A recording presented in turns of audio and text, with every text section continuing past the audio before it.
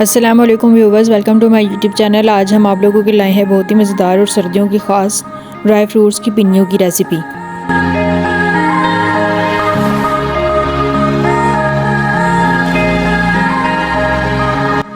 सबसे पहले हर किस्म का ड्राई फ्रूट ले लेंगे, जिनमें बादाम, अखरोट, मेवा, खोपा, चार मगज़, फूल मखाने और चीड़ शामिल है। उन सबको अच्छी तरह से फ्राई कर लेंगे पहले और उन सबको पीस कर अच्छी तरह से मिक्स कर लेंगे।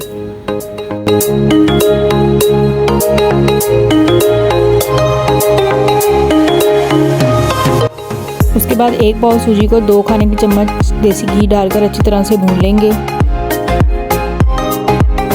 इसी तरह से गंदम के आटे को भी देसी घी में अच्छी तरह से भून लेंगे। गुड़ का हमने शीरा तैयार कर लिया है, जो कि हमने लिया था 1 पाव। अब फ्राई की हुई सूजी, गंदम का आटा और सारे ड्राई फ्रूट्स को इकट्ठा शामिल करके अच्छी तरह से मिक्स कर लेंगे। देसी घी हमने आधा किलो लिया था। फ्राई करने के बाद जो देसी घी बचेगा अब उसको इसमें शामिल करके अच्छी तरह से मिक्स कर लेंगे।